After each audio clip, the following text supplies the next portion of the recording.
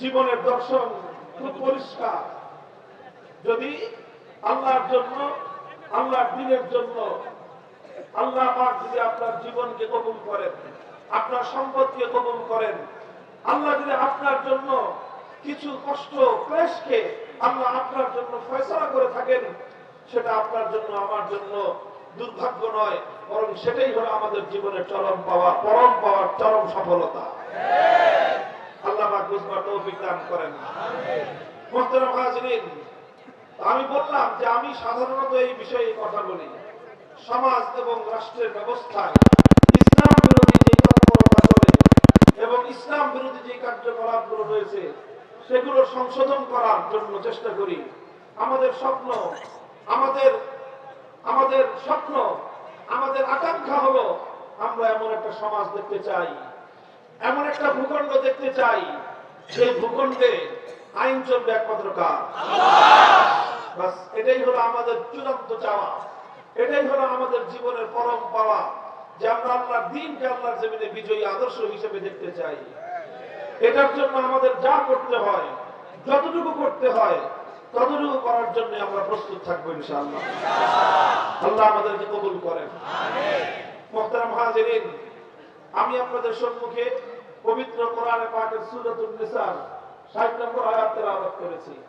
আল্লাহ বলছেন, আলাম তারা ইলাল্লাযীনা ইয়াজউমুনা আন্নাহুম আমানু বিমা উনজিলা ইলাইকা ওয়া মা উনজিলা মিন ক্বাবলিক ইউরিদুনা আন ইয়াতাহাকামু ইলাত তাগুতি ওয়া ক্বাদ উমিরু আন ইয়াকফুরু বিহি ওয়া ইউরিদুশ শাইতানু আন ইউদিল্লাহুম দালালাম বাঈদা। আল্লাহ রাব্বুল আলামিন বড় বিস্ময় নিয়ে, আশ্চর্য রকম একটা ভাব নিয়ে আল্লাহ প্রশ্ন রেখেছেন যে তোমরা কি দেখেছো, লক্ষ্য করেছো যে কিছু মানুষ এমন আছে যারা দাবি করে তারা নাকি ঈমানদার। তারা কি দাবি করে? তারা নিজেদেরকে ঈমানদার বলে কি করে? ইয়াজুমুন, কোরআনের শব্দ হলো তারা ঈমানদার বলে নিজেদেরকে দাবি করে, অথচ ইউরিদুনা আন ইয়াতাহাকামু ইলাত তাগুত, তারা তাগুতের কাছে বিচার চাইতে যায়, তারা তাগুতের কাছে সিদ্ধান্ত জানতে চায়, তারা তাগুতের কাছে ফয়সালা জানতে চায়। কোরআনের এই আয়াতের স্পষ্ট বার্তা হলো এই যে কোন ব্যক্তি যদি তাগুতের কাছে ফয়সালা জানতে চায়, তাগুতের সিদ্ধান্ত মানতে চায়, তাহলে সে অনেক কিছু হতে পারে। সে প্রচলিত অর্থে হাজি হতে পারে, গাজী হতে পারে, পাজি হতে পারে, ঈমানদার হতে পারে। কোরআনের কথা পরিষ্কার। সূরাতুল বাকারায় আল্লাহ বলেছেন, ফাতাবায়ানা আর-রুশদু মিনাল গায়য়ি ফামান ইয়াকফুর বিত-তাগুতি ওয়া ইউমিন বিল্লাহি ফাকাদ ইসতামসাকা বিল উরওয়াতিল উসকা। আল্লাহ বলেছেন, তাবায়ানা আর-রুশদু মিনাল গায়য়ি, কোনটা হেদায়েতের পথ, কোনটা সত্যের পথ, আর কোনটা ধ্বংসের পথ পরিষ্কার দিবালোকের ন্যায়। ফামান ইয়াকফুর বিত-তাগুত ওয়া ইউমিন বিল্লাহ, যে ব্যক্তি তাগুতকে অস্বীকার করে আল্লাহর উপর ঈমান আনবে, একমাত্র সেই সরল সঠিক পথে অবিচল অটল থাকতে পারবে। আল্লাহ পাক এই আয়াতের মধ্যে আল্লাহর উপর ঈমানের আগে বলেছেন তাগুতকে অস্বীকার করতে হবে। কাকে অস্বীকার করতে হবে? তাগুতকে অস্বীকার করতে হবে। অন্যত্র আল্লাহ বলেছেন, আল্লাযীনা আমানু ইউকাতিলুনা ফী সাবিলিল্লাহ ওয়াল্লাযীনা কাফারু ইউকাতিলুনা ফী সাবিলিত তাগুত। যারা ঈমানদার তারা আল্লাহর পথে লড়াই করে, যারা বেঈমান তারা তাগুতের পথে লড়াই করে। ফাকাতিলু আউলিয়া আশ-শাইতান, সুতরাং হে ঈমানদারেরা, তোমরা শয়তানের অনুসারী তথা তাগুতের অনুসারীদের বিরুদ্ধে তোমরা তোমাদের প্রাণপণ লড়াই চালিয়ে যাও। দেখেন, সব জায়গায় আল্লাহ পাক একটা জিনিসকে চরমভাবে পরিহার করতে বলছেন, সেই জিনিসটা হলো তাগুত। সেই জিনিসটা কি? আপনারা কি আমার কথা বুঝতেছেন? তাগুতকে কি করতে হবে? পরিহার করতে হবে। শুধু পরিহার নয়, তাগুতকে অস্বীকার করতে হবে। আপনারা হয়তো এতক্ষণে অনেকে কিছুটা বিরক্তি বোধ করতেছেন, তাগুত তাগুত বলতেছেন, তাগুতটা কি এটা তো আগে পরিচয় দিয়ে নিবেন নাকি? আমি ইচ্ছা করেই না করতেছি, আপনাদের মধ্যে যেন বিরক্তিটা আসে। এই জন্য তাগুতটা কি জিনিস সেটা যেন বুঝার জন্য আপনাদের মধ্যে পরিপূর্ণ ইন্টেনশন তৈরি হয়, পরিপূর্ণ সেটার দিকে মনোযোগ যেন নিবদ্ধ হয়, সেজন্য আমি বারবার কোরআনের বিভিন্ন জায়গা থেকে এই তাগুত শব্দটাকে আমি রিপিট করতেছি, পুনরাবৃত্তি করতেছি, যেন বারবার আমাদের কানে তাগুত তাগুত তাগুত এই শব্দটা যেন আমাদের কর্ণকুহরে প্রবেশ করতে করতে শব্দটা যেন মুখস্থ হয়ে যায়। এই জন্য, কারণ আমরা তো অন্য সব কিছু খুব ভালো করে মনে রাখি। ভালো তারকা, ফুটবল খেলোয়াড়, ক্রিকেট খেলোয়াড়, অন্যান্য সিনেমার নায়ক নায়িকা, রাজনৈতিক নেতা খেতা, সবার কথাই সবকিছু আমরা মনে রাখি, কিন্তু আল্লাহর কোরআনের নামগুলো, কোরআনের পাকের শব্দগুলো আমাদের মনে থাকে না খুব একটা বেশি। কি শব্দ বললাম আমি এতক্ষণ? কি বললাম? মুখস্থ হয়েছে? এবার শুনেন তাহলে আসলে তাগুত জিনিসটা কি।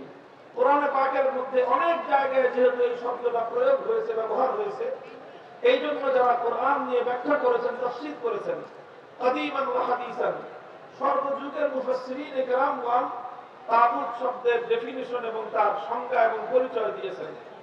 এই সব পরিচয় এবং সংজ্ঞাকে যদি একত্রিত করি, তাহলে সার সংক্ষেপ আমি আমার নিজের ভাষায় আপনাদেরকে যেভাবে বুঝাতে পারি সেটা হলো, তাগুত বুঝতে হলে আগে আরেকটা শব্দ বুঝেন, সেই শব্দটা হলো গায়রুল্লাহ। কি শব্দ বললাম? গায়রুল্লাহ চিনেন? আপনারা গায়রুল্লাহ চিনেন?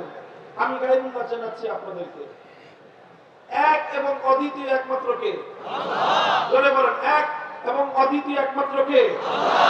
ওয়াহদাহু লা শারীকা লাহু, একমাত্র কে? এক আল্লাহ ছাড়া বাকি পৃথিবীতে যা কিছু আছে সব হলো গায়রুল্লাহ। আসমান কি? গায়রুল্লাহ। জমিন কি? ফেরেশতা কি? মানুষ কি? রাজা বাদশা, উজির নাজির, মন্ত্রী এমপি সব কি? এমনকি নবী বলি যত বলেন পীর বুজুর্গ সব হলো গায়রুল্লাহ। এক এবং অদ্বিতীয় হলেন একমাত্র আমার আল্লাহ। কথা পরিষ্কার? এক হলেন আল্লাহ, আল্লাহ ছাড়া যা আছে সব কি? গায়রুল্লাহ। তো কোন গায়রুল্লাহকে যদি কেউ আল্লাহর জন্য নির্ধারিত যে আসন, সেই আসনে বসায়, আল্লাহর জন্য নির্ধারিত যে বৈশিষ্ট্য, সেই বৈশিষ্ট্য যদি কোন গায়রুল্লাহকে কেউ দেয়, তাহলে সেই গায়রুল্লাহকে বলা হয় তাগুত। কথা বুঝে গেল? আল্লাহর জন্য একটা আসন আছে, আল্লাহর একটা নিজস্ব ভিন্ন মর্যাদা আছে। আল্লাহর সেই মর্যাদার মধ্যে যদি কোন গায়রুল্লাহকে এনে শরীক করা হয়, তখন সেই গায়রুল্লাহকে বলা হয় তাগুত। এবার আপনারা তাগুত বুঝতে পারলেন? তাগুতকে আমি সুনির্দিষ্ট দৃষ্টান্ত দিয়ে আপনাদের সামনে আরো পরিষ্কার করছি। যেমন ধরেন, মহাবিশ্বের মধ্যে, এই কুল কায়নাতের মধ্যে ইবাদতের উপযুক্ত একমাত্র কে? আল্লাহ। ইবাদতের উপযুক্ত একমাত্র কে? আল্লাহ। এখন কেউ যদি যেই ইবাদতের উপযুক্ত একমাত্র আল্লাহ, আল্লাহকে ছাড়া অন্য কাউকে যদি কেউ মাবুদ বানায়, অর্থাৎ অন্য কারোর জন্য যদি কেউ ইবাদত করে, তাহলে যার ইবাদত করলো আল্লাহ ছাড়া, সেই গায়রুল্লাহকে এসে ইবাদতের মধ্যে আল্লাহর স্থানে স্থান দিল। কথা বলে ঠিক না বেঠিক? তাহলে ইবাদতের উপযুক্ত একমাত্র কে? আল্লাহ। এখন আল্লাহকে বাদ দিয়ে অন্য কোন গায়রুল্লাহর জন্য যদি কেউ ইবাদত করে, তাহলে যে গায়রুল্লাহর ইবাদত করা হলো, সেই গায়রুল্লাহকে বলা হবে তাগুত। সে যুগের মানুষ লাত, মানাত, উজ্জা, হুবল এই সকল দেব দেবীর পূজা করত, অথচ ইবাদত করবে একমাত্র কার জন্য? আল্লাহকে বাদ দিয়ে যখন লাতকে পূজা করা হলো, তখন লাত হয়ে গেল তাগুত। আল্লাহকে বাদ দিয়ে যখন মানাত, সকল দেবতাগুলোর কেউ পূজা করলো, তখন এই সকল দেবতাগুলোর পরিচয় হলো এরা তাগুত। বর্তমান যুগের মানুষ লাত, মানাত, উজ্জা, হুবলের পূজা করে না। এখনকার মানুষ পূজা করে কেউ দুর্গার, কখনো সরস্বতীর, কখনো কালী, নাম না জানা জানা নানা মূর্তি দেবতা দেব দেবতার পূজা করে। কথা বলেন ঠিক না বেঠিক? তো যখন এক আল্লাহর পূজা না করে, এক আল্লাহর ইবাদত না করে দুর্গার পূজা করা হলো, তখন দুর্গাকে বলা হবে তাগুত। আল্লাহকে বাদ দিয়ে যখন কালীর পূজা করা হলো, তখন কালী দেবীকে বলা হবে তাগুত। আল্লাহকে বাদ দিয়ে যখন সরস্বতীর পূজা করা হবে, তখন সরস্বতী দেবীকে বলা হবে তাগুত। অর্থাৎ আল্লাহর জায়গায় যাকেই বসানো হবে, আল্লাহর জায়গায় যেই বসবে তাকেই বলা হবে তাগুত। তাহলে ইবাদতের একমাত্র উপযুক্ত কে? আল্লাহ। এটাকেই বলা হয় তাওহীদ। এটাকে কি বলা হয়? তাওহীদ। এটাই একত্ববাদ, এটাই হলো ঈমানের সবচেয়ে গুরুত্বপূর্ণ পয়েন্ট। এটাকে বলা হয় তাওহীদ ফিল ইবাদা। ইবাদতের মধ্যে আল্লাহর একত্ববাদ, অর্থাৎ ইবাদতের ক্ষেত্রে আল্লাহর সঙ্গে অন্য কাউকে শরীক করা যাবে না। যদি ইবাদতের মধ্যে আল্লাহর সঙ্গে অন্য কাউকে শরীক করা হয়, তাহলে তাকে বলা হবে কি? বলা হবে তাগুত। এতটুকু বোঝা গেল? আচ্ছা, এবার আরেকটা কথা বুঝেন। এই জন্য আমরা বলি কি, লা ইলাহা ইল্লাল্লাহ। একমাত্র মাবুদ কে? আল্লাহ। জোরে বলেন, একমাত্র মাবুদ কে? আল্লাহ। এটাই লা ইলাহা ইল্লাল্লাহর অর্থ। একমাত্র মাবুদ হলেন আল্লাহ। আল্লাহ ছাড়া অন্য কোনো মাবুদ নাই, আর কোনো মাবুদ নাই। মুহতারাম হাজিরিন, ইবাদতের মালিক যেমন একমাত্র আল্লাহ, মহাবিশ্বের মধ্যে ইবাদতের উপযুক্ত যেমন একমাত্র আল্লাহ, আল্লাহ ছাড়া এই মহাবিশ্বের মধ্যে ইবাদতের আর দ্বিতীয় কোনো উপযুক্ত কেউ নাই। ঠিক তেমনি ভাবে এই কুল কায়নাতের মধ্যে আসমান জমিন, বিশ্ব, গোটা বিশ্ব, মহাবিশ্ব, এই সব কিছুর মধ্যে আইন তৈরি করবার, কোনটা বৈধ কোনটা অবৈধ, এটা নির্ধারণ করার চূড়ান্ত ক্ষমতা একমাত্র কার? আইন তৈরি করবার একমাত্র অধিকার হলো আমার আল্লাহর। চূড়ান্ত ভাবে আইন করার অধিকার আল্লাহ ছাড়া দুনিয়ার কোন মাখলুকের নাই। এটাও একটা তাওহীদ। এটাকে বলা হয় তাওহীদ ফিল হাকিমিয়া। এটা হলো আইন করার ক্ষেত্রে তাওহীদ, আইনের তাওহীদ। আগেরটা ছিল ইবাদতের তাওহীদ, আর এটা হলো কিসের তাওহীদ? আইনের ক্ষেত্রে তাওহীদ। একজন মানুষ শুধু ইবাদতের ক্ষেত্রে তাওহীদ মানলেই চলে না। ইবাদতের ক্ষেত্রে যেরকম তাকে আল্লাহর তাওহীদকে বিশ্বাস করতে হবে, ঠিক তেমনি ভাবে আইনের ক্ষেত্রেও তাকে আল্লাহর তাওহীদকে মানতে হবে। যতক্ষণ পর্যন্ত একজন মানুষ তাওহীদে বিশ্বাসী না হবে, ততক্ষণ পর্যন্ত একজন মানুষ দুনিয়ার সমস্ত ইবাদত করতে পারে, ঈমানদার হতে পারে। তাহলে আইন তৈরি করবার চূড়ান্ত ক্ষমতা একমাত্র কার? আল্লাহ। আইন তৈরি করবার নিরঙ্কুশ ক্ষমতা একমাত্র কার? আল্লাহ। আল্লাহ। মানুষ আল্লাহর আইনকে চ্যালেঞ্জ করতে পারে না। কেউ প্রশ্ন করতে পারেন যে আইন তৈরি করবার চূড়ান্ত ক্ষমতা, নিরঙ্কুশ ক্ষমতা যদি একমাত্র আল্লাহর হয়, তাহলে মানুষ কি কোনো আইন করতে পারবে না? সরকার কি কোনো আইন করতে পারবে না? আদালত কি কোনো আইন করতে পারবে না? কর্তৃপক্ষ কি কোনো আইন করতে পারবে না? এই জাতীয় প্রশ্ন আসতে পারে কি পারে না? আমি প্রশ্নটা করলাম, এই প্রশ্নের জবাব হলো হ্যাঁ, মানুষ আইন করতে পারবে, সরকার আইন করতে পারবে, আদালত আইন করতে পারবে, কর্তৃপক্ষ আইন করতে পারবে, কমিটি আইন করতে পারবে, সবাই আইন করতে পারবে, তবে একটা শর্তে পারবে। কয় শর্ত? জোরে বলেন, কয় শর্ত? সেই শর্ত হলো সরকার হোক, কর্তৃপক্ষ হোক, কমিটি হোক, যেই হোক, আইন করতে পারবে এক শর্তে, সেটা হলো মানুষের বানানো কোন আইন আমার আল্লাহর কোন আইনের সঙ্গে সাংঘর্ষিক হতে পারবে না। মানুষের কোন আইন আল্লাহর আইনের বাইরে যেতে পারবে না। মানুষ আইন তৈরি করতে পারবে আল্লাহর আইনের ভিতরে থেকে। মানুষকে আল্লাহ পাক রব্বুল আলামিন আল্লাহর আইনের আইনের বাইরে গিয়ে আল্লাহর আইনের সঙ্গে কন্ট্রাডিক্টেড কোন আইন তৈরি করবার রাইট এবং অধিকার দেন নাই।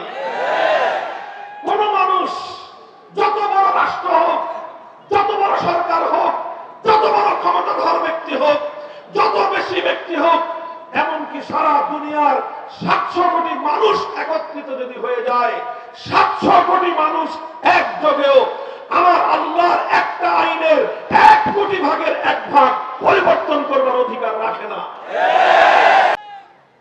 মানুষ আইন করতে পারবে কয় শর্তে? শর্ত হলো আল্লাহর আইনের বিরুদ্ধে যেতে পারবে না। মুহতারাম হাজিরিন, কোন মানুষ যদি আল্লাহর আইনের বাইরে গিয়ে কোন আইন তৈরি করে, কোন মানুষ যদি আল্লাহর আইনের বিরুদ্ধে কোন আইন তৈরি করে, তাহলে সেই মানুষটাকেই বলা হবে তাগুত। কারণ আইন তৈরি করবার চূড়ান্ত ক্ষমতা কার? আল্লাহ। সে যখন আল্লাহর আইনের বিরুদ্ধে আইন করলো, তার মানে সে আল্লাহর আইনের চূড়ান্ত ক্ষমতা সে মানল না, বরং সে আল্লাহর সঙ্গে লড়াই বাঁধিয়ে দিল, সে আল্লাহর সঙ্গে প্রতিদ্বন্দ্বিতা তৈরি করে সে নিজেকে খোদা বলে দাবি করলো। আল্লাহর আইনের বিরুদ্ধে যে আইন করবে তাকেই বলা হবে তাগুত। আল্লাহর আইনের বিরুদ্ধে যদি কোনো রাজা বাদশা আইন তৈরি করে, সেই রাজা বাদশাকে বলা হবে তাগুত। আল্লাহর আইনের বিরুদ্ধে যদি কোন রাষ্ট্রপতি আইন তৈরি করে, সেই রাষ্ট্রপতিকে বলা হবে তাগুত। আল্লাহর আইনের বিরুদ্ধে যদি কোন প্রধানমন্ত্রী আইন জারি করে, সেই প্রধানমন্ত্রীকে বলা হবে তাগুত। আল্লাহর আইনের বিরুদ্ধে যদি কোন মন্ত্রী পরিষদ কোন আইন অনুমোদন দেয়, সেই মন্ত্রী পরিষদকে বলা হবে তাগুত। আল্লাহর আইনের বিরুদ্ধে কোন আদালত, কোন বিচারপতি, কোন বিচারালয় যদি কোন আইন তৈরি করে, সেই আদালত বিচারপতিকে বলা হবে তাগুত। আল্লাহর আইনের বিরুদ্ধে গিয়ে যদি কোন আইন পরিষদ, কোন সংসদ যদি কোন আইন পাশ করে, আল্লাহর আইনের বিরুদ্ধে যেই সংসদ আইন পাশ করবে, ওই সংসদ পুরোটার নামই হলো তাগুত। পরিষ্কার কথা। এই কথাগুলো আমরা বলি না, আর না বলার কারণে আজ যে অভিশাপ আমাদের উপর এসেছে, হাজার হাজার নয়, লক্ষ লক্ষ নয়, কোটি কোটি মুসলমান বছর বছর হজ করে কিন্তু ঈমান নাই। হাজি, আলহাজ, ডবল হাজি, ট্রিপল হাজি, চৌপল হাজি, বছর বছর হাজি, ঈমান নাই। অসংখ্য অগণিত মানুষ আল্লাহর একত্ববাদকে সে বিশ্বাস করে না, সে তার যে ঈমান নাই এই ব্যাপারে তার খবরও নাই। আর এই ব্যাপারে মানুষ খবর পাবে কিভাবে? এই ব্যাপারে মানুষ চরম ভাবে গাফলাতের ঘুমে বিভোর হয়ে আছে। মানুষের মধ্যে এই ব্যাপারে সচেতনতা নাই, আর আমরাও এই কথা মানুষকে বলি না। কেন বলি না? যে আগে বলেছিলাম, আমি যখনই এই কথা বলতে যাব, তখন তারা আমাদের প্রতিপক্ষ হয়ে দাঁড়াবে, যারা আল্লাহর আইনের বিরুদ্ধে আইন করতে চায়, যারা আল্লাহর আইনের বিরুদ্ধে, কোরআনের আইনের বিরুদ্ধে যারা আইন তৈরি করতে চায়। আমরা যখন একত্ববাদের কথা বলি, আমরা যখন তাওহীদের কথা বলি, আমরা যখন ঈমানের কথা বলি, তখন তাদের ক্ষমতার মসনদে গিয়ে আঘাত লাগে। তারা তখন ক্ষমতার মসনদকে রক্ষা করবার জন্য আমাদের ঈমানকে ধ্বংস করতে চায়, আমাদের ঈমানের আওয়াজকে টুটি চেপে হত্যা করতে চায়। আমরা চিৎকার করে বলি, ঈমান জীবন থাকে কি থাকবে সেটা আমাদের চিন্তা করবার সময় নাই। ঈমানের কথা বলেছি, বলবো, বলতেই থাকবো ইনশাআল্লাহ।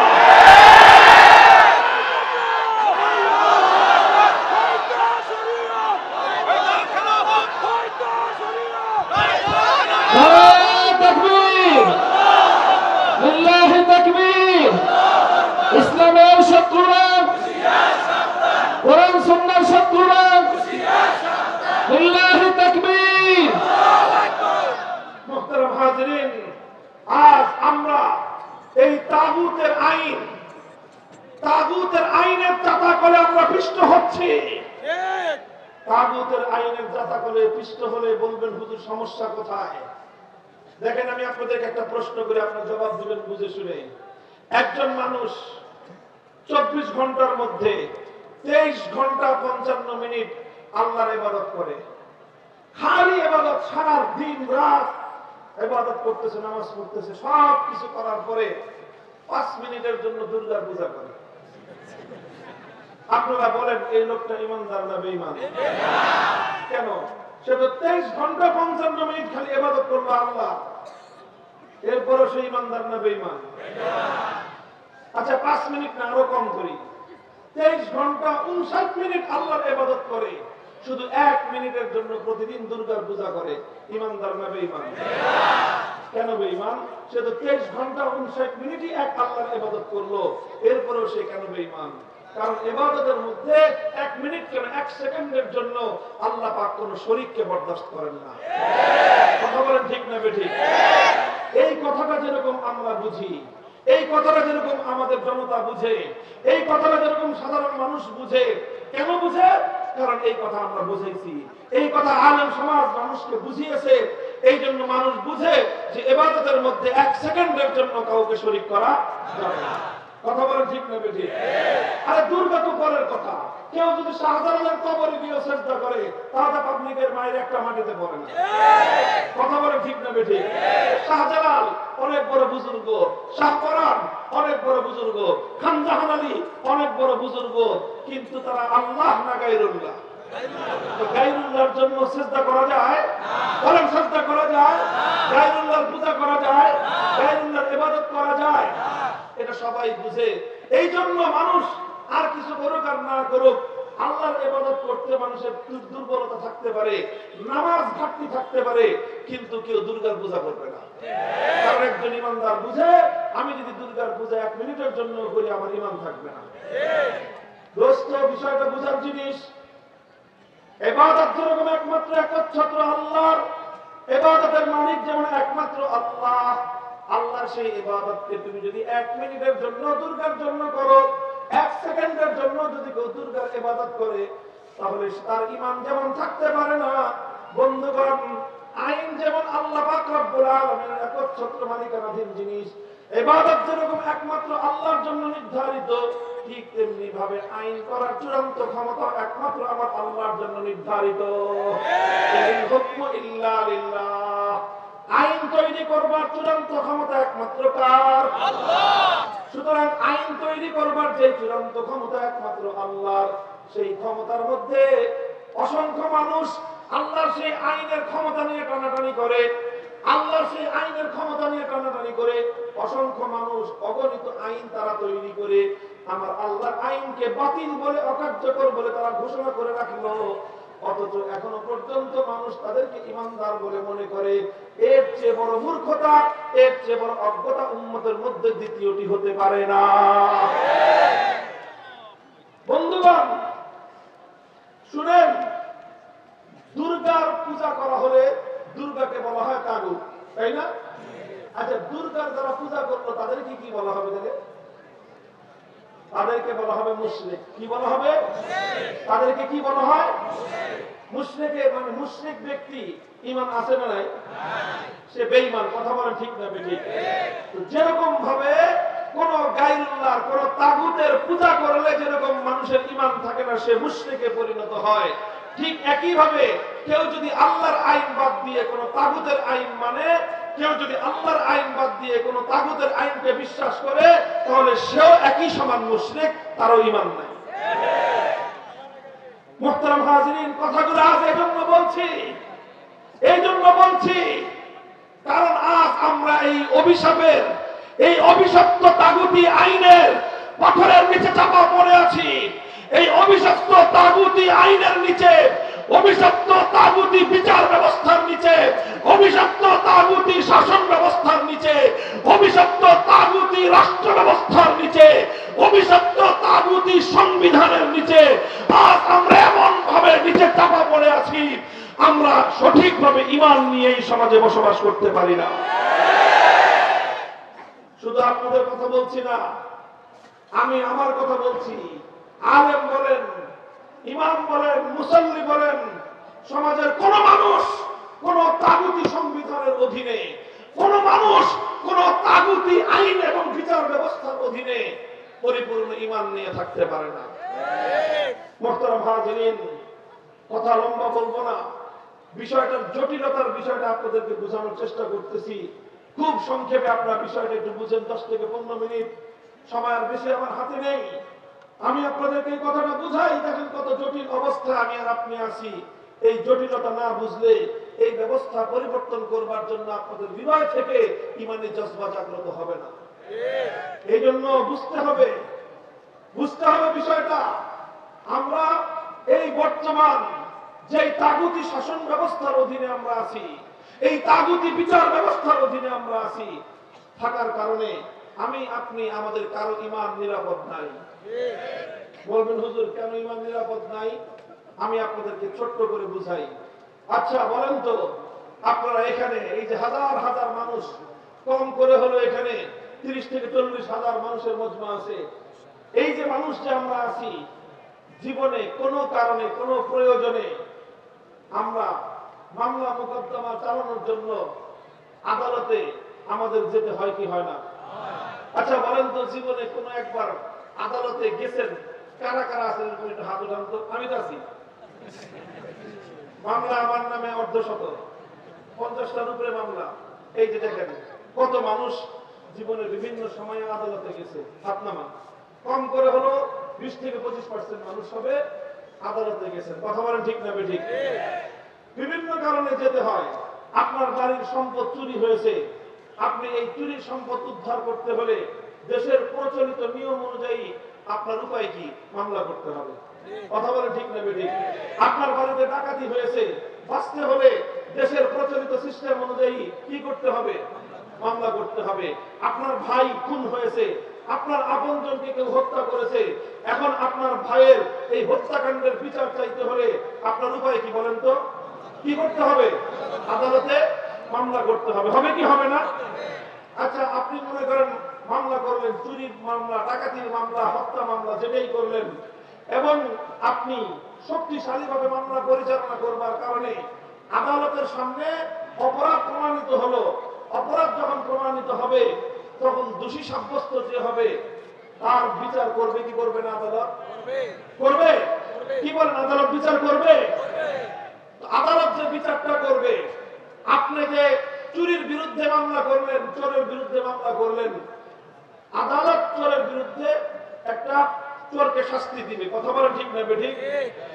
চোরের শাস্তির জন্য আল্লাহর কোরআনে কোনো বিধান আছে না নাই? আছে। আচ্ছা তাহলে আল্লাহর কোরআনে যে বিধানটা আছে, যে আইনটা আছে, আপনাদের আদালত সেই আইন অনুযায়ী চোরের শাস্তি দিবে? হ্যাঁ, দিবে না? আচ্ছা তাহলে ডাকাত ধরা পড়লে তাহলে ডাকাতের বিচারটা আদালত কোরআনের আইন অনুযায়ী করবে? সেটাও করবে না। ওনাদের হত্যাকাণ্ডের বিচারটা, অন্তত খুনির বিচারটা আল্লাহর আইন অনুযায়ী করবে? তাও করবে না। কথা মানতেছেন তো? ঠিক মতো আছেন তো কথায়? চোরের বিচার আল্লাহর আইন অনুযায়ী হলো না, ডাকাতের বিচার কোরআনের আইন অনুযায়ী হলো না, খুনের বিচার কোরআনের আইন অনুযায়ী হলো না, তাহলে হইল কোন আইন অনুযায়ী? আল্লাহর আইনের বাইরে মানুষের বানানো আইন, এটা হলো ব্রিটিশের বানানো আইনের দ্বারা বিচার করবে। কথা বলেন ঠিক না বেঠিক? তাহলে আল্লাহর কোরআন বলতেছে, এবার আপনারা বুঝে শুনে বুঝেন, ভালো করে কথা বুঝেন। আল্লাহর কোরআন বলতেছে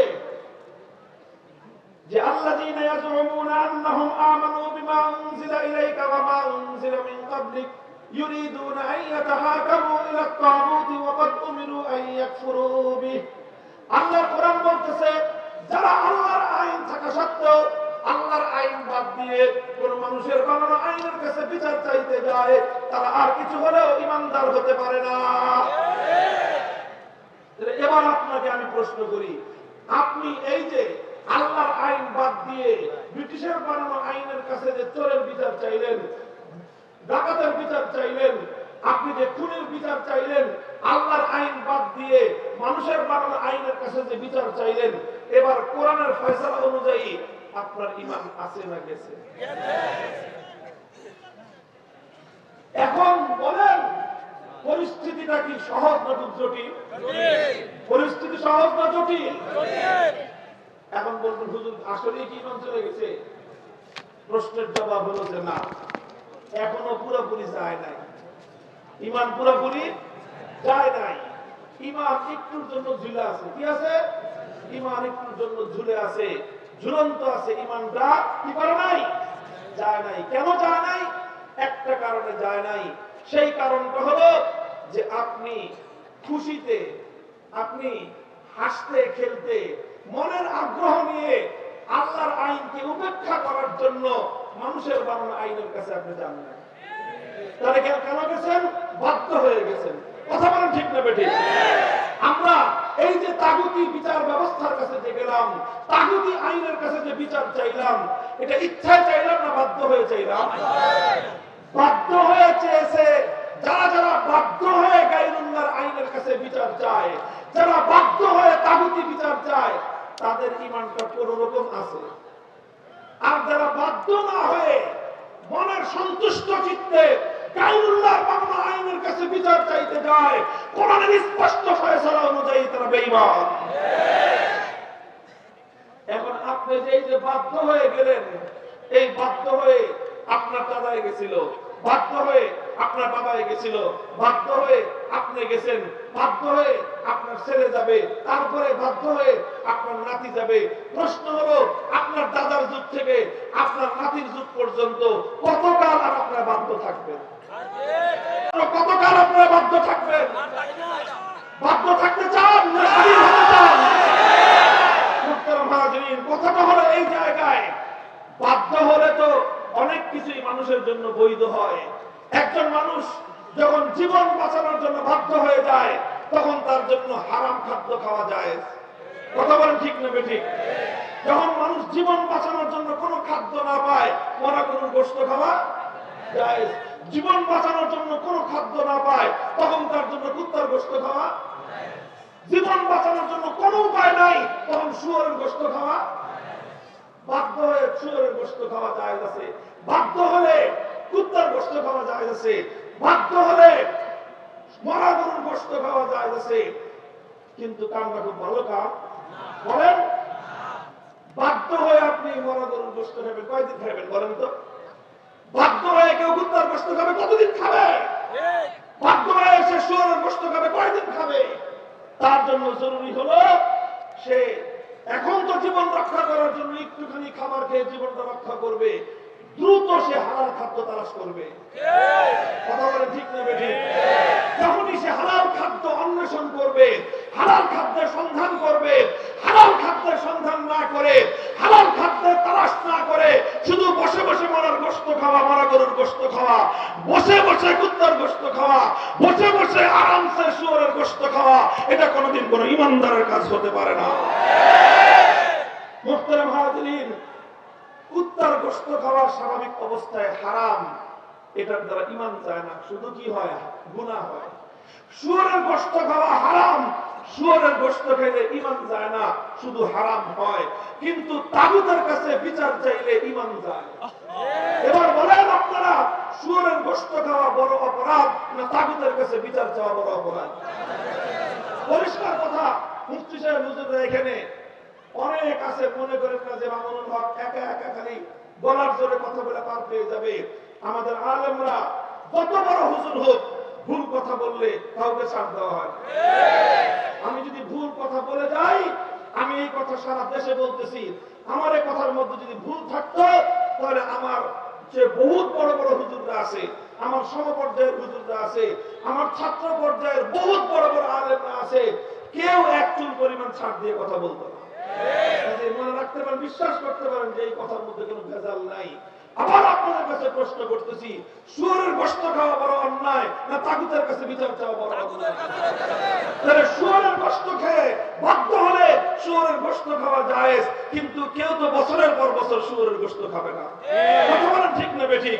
সে নিজের জীবনকে রক্ষা করার জন্য শুকরের গোশত বাদ দিয়ে হালাল খাদ্য সন্ধান করবে, কুকুরের গোশত বাদ দিয়ে হালাল খাদ্য সন্ধান করবে, মরা গরুর গোশত বাদ দিয়ে হালাল খাদ্য সন্ধান করবে।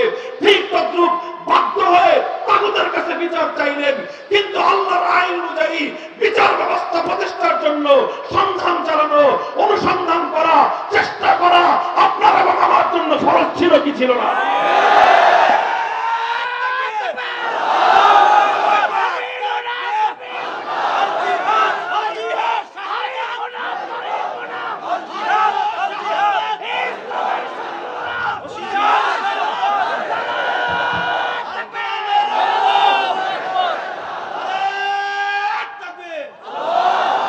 মুহতারাম হাজিরিন, জন্য আমি যেই কথাটা বলতেছি দেখেন, এটা শুধু রাজনীতির কথা না, এটা শুধুমাত্র কোন দলের বিরুদ্ধে কথা নয়, তবে এটা এমন একটা কথা, এটার সঙ্গে রাজনীতির সম্পর্ক আছে। এটা এমন একটা কথা, এটার সঙ্গে রাষ্ট্র ব্যবস্থার সম্পর্ক আছে। আমার এই কথা এমন একটা কথা, এটার সঙ্গে প্রশাসনের সম্পর্ক আছে। এটা এমন একটা কথা, এর সঙ্গে বিচার ব্যবস্থার সম্পর্ক আছে। আর এই কথা যখন আমি বলতে যাব, তাগুতি বিচার ব্যবস্থা, তাগুতি শাসন ব্যবস্থা, তাগুতি রাজনীতির ধ্বজাধারীরা তখনই আমাদের পথে বাধা হয়ে দেওয়ার চেষ্টা করে। মুহতারাম হাজিরিন, আমরা এই অবস্থা থেকে মুক্তি চাই। কথা বলেন ঠিক না ঠিক?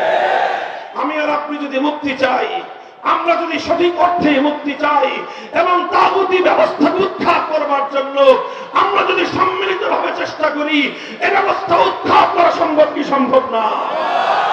আমার দেশের দামাল ছেলেরা দেখিয়ে দিয়েছে, বড় বড় রাজনৈতিক দলগুলো পারে নাই, কারণ তাদের মধ্যে ক্ষমতার স্বার্থ ছিল। বড় বড় রাজনৈতিক নেতারা পারে নাই, কিন্তু 15 বছরের ফাঁসিবাদী স্বৈরাচারী নব্য ফেরাউনের মতো জালিমশাহী অত্যাচারী শেখ হাসিনার এই ফাঁসিবাদী স্বৈরাচারী শক্তিকে কিছু ছাত্রদের নেতৃত্বে গোটা বাংলার মাটি থেকে উদ্ধার করা হয়েছে।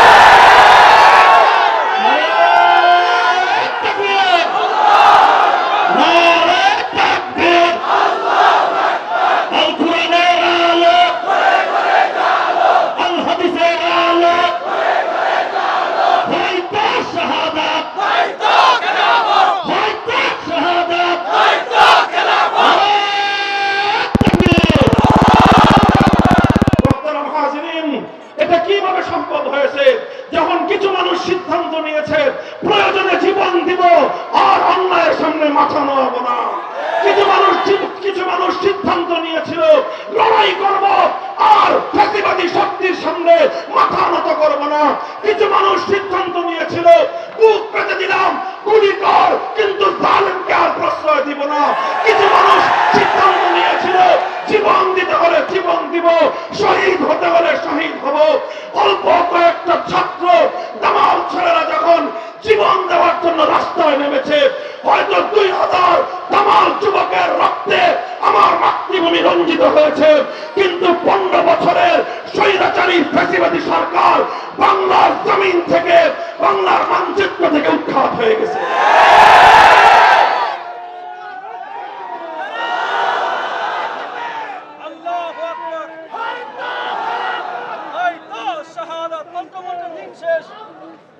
ইসলাম না গণতন্ত্র,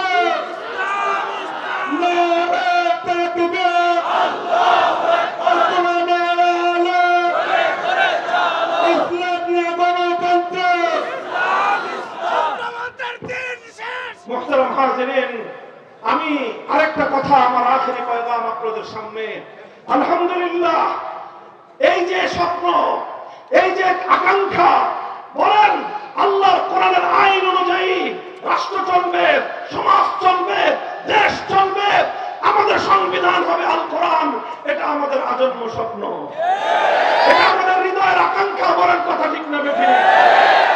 এটা শুধু আজকের আমাদের আকাঙ্ক্ষা নয়, এটা শুধু আজকের আমাদের তামান্না নয়, এই তামান্না আমাদের শত বছর ধরে, শত শত বছর ধরে আমাদের এই জমিনের মুসলমানরা একটা স্বপ্ন দেখেছে, একটা ভূখণ্ড হবে, একটা জমিন হবে, একটা মানচিত্র হবে, সেই মানচিত্রে আর কিছু পাই বা না পাই, আইন চলবে কার? ইতিহাস বলি আমি আপনাদের কাছে, সংক্ষিপ্ত ইতিহাস। বন্ধুগণ, মুসলমানদের সমাজে আল্লাহর আইন ছাড়া কোন মানুষের বানানো আইন চলতে পারে, এটা মুসলমানরা কোনোদিন কল্পনাই করতে পারত না। মুসলমানরা মনে করত মানুষ এত বড় গাদ্দার হয় কিভাবে? খোদার আসমানের নিচে থেকে, আল্লাহর জমিনের উপর থেকে, আল্লাহর দেওয়া রিজিক খেয়ে, আল্লাহর দেওয়া শ্বাস প্রশ্বাসের বাতাস নিয়ে, আল্লাহর দেওয়া অক্সিজেন নিয়ে, আল্লাহর দেওয়া পানি পান করে সেই মানুষ আল্লাহর বিরুদ্ধে আইন তৈরি করতে পারে। এত বড় গাদ্দার, এত বড় বিশ্বাসঘাতক কোন মানুষ হতে পারে, মুসলমানদের এটা বিশ্বাস হতো না। এই জন্য মুসলমানদের শত শত বছর চলে গেছে, মুসলমানদের মধ্যে কোনদিন মানুষের বানানো আইন চলে নাই। সর্বপ্রথম মুসলিম সমাজের মধ্যে 6 শতাব্দীতে এই এই সমস্ত তাতারিরা, চেঙ্গিস খানের দলেরা সর্বপ্রথম মুসলমানদের মধ্যে চেঙ্গিস খানের বানানো আইন তারা চালু করেছিল। তখন মুসলমানরা লক্ষ লক্ষ মুসলমান জীবন দিয়েছে, শাহাদাত বরণ করেছে, আলেম সমাজ অনেক ত্যাগের কোরবানি স্বীকার করেছে। শাইখুল ইসলাম ইবনে তাইমিyyah রাহমাতুল্লাহি আলাইহি ৬ বার কারারুদ্ধ হয়েছেন, অনেক ত্যাগের কোরবানি স্বীকার করেছেন, কিন্তু এক মুহূর্তের জন্য মুসলিম সমাজের মধ্যে কোন মানুষের বানানো আইনকে তারা বরদাস্ত করে নেন নাই। এভাবেই চলেছে শত শত বছর পর্যন্ত। প্রায়